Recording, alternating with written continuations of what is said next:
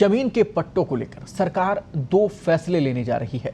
पट्टा लेने के लिए न तो अब गवाह की बंदिश रहेगी और न ही किसी भी बैंकिंग संस्था से लोन के लिए पट्टा मोर्गेज रखने से पहले निकाय की एनओसी की जरूरत होगी। दोनों ही प्रस्ताव लागू करने के लिए नगरीय विकास विभाग ने तैयारी कर ली है।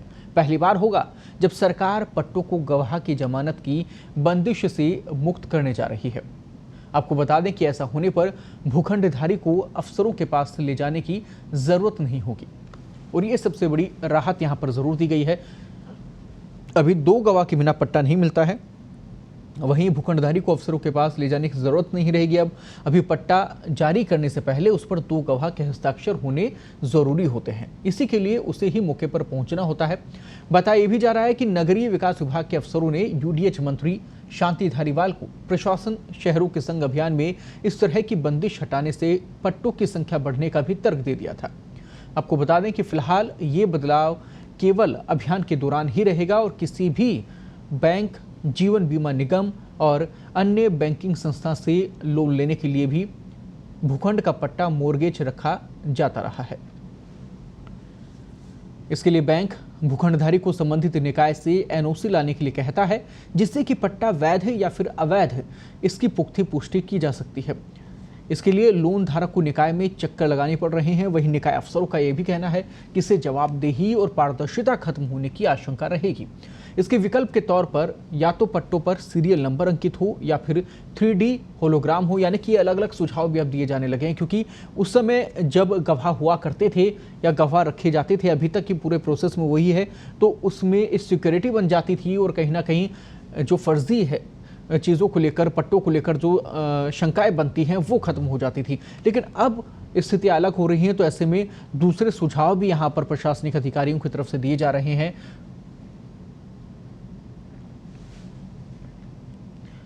और इस बार लगातार बदलाव किए जा रहे हैं और ज़्यादा से ज़्यादा लोगों को पट्टे दिए जाने की भी बातें सामने आ रही है। कोशिश ये की जा रही है प्रशासन की तरफ से कि लंबे समय से जो लंबित पड़े हैं जिन कॉलोनियों के पट्टे, वो भी लोगों को मिले। अब इस बार काफ़ी कुछ बदलाव भी किया। पट्टे कैसे होंगे, किस रंग के होंगे, ये जिज्ञासा भी इस वक्त बनी हुई है। कुछ एक बदलाव इसमें भी किए गए हैं, आपको ग्राफिक्स के जरिए दिखाते हैं। इन रंगों में आपको पट्टे मिलने वाले हैं। आवासीय पट्टा आपका पीले रंग का होगा, पीले रंग में आपको आपका ये पट्टा मिलेगा।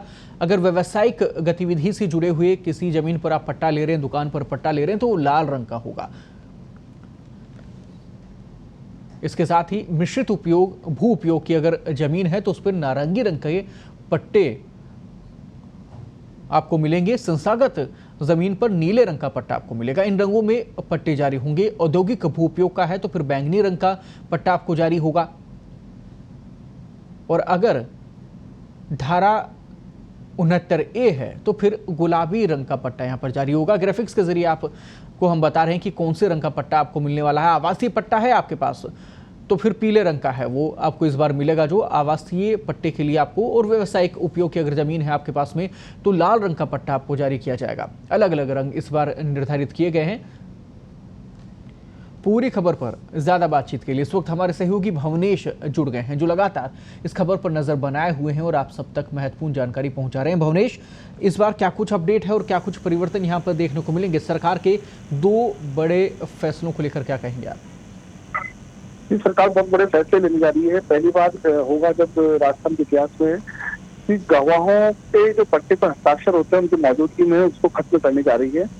और इसके पीछे मकसद ये है कि जो गवाह लेके आता है भूखंडधारी, उसको लाने में परेशानी होती है और वो कहीं ना कहीं फिर गलत तरीके से खुद के परिजनों को या किसी तरह खुद ही हस्ताक्षर करके उससे रजिस्ट्री कर लेता है।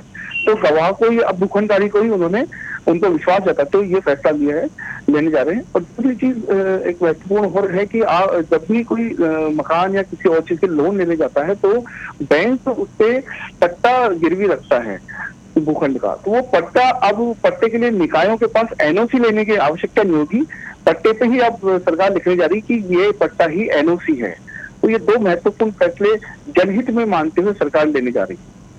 भुवनेश, लगातार इससे पहले जब भी जनता को काम पड़ता था, चाहे जेडीएस से हो, नगर निगम से हो, अन्य जो काम जनता को पड़ते रहे हैं, ये सामने आता था कि कई चक्कर उन्हें काटने पड़ते थे, लंबा प्रोसेस हो जाता था। तो क्या आपको नहीं लगता कि इस बार सरकार लगातार इसी बात पर फोकस कर रही है, बाकी जो प्रावधान किए गए हैं कि जनता की कहीं ना कहीं जो परेशानी है, जो शिकायतें होती हैं, वो कम की जा सके?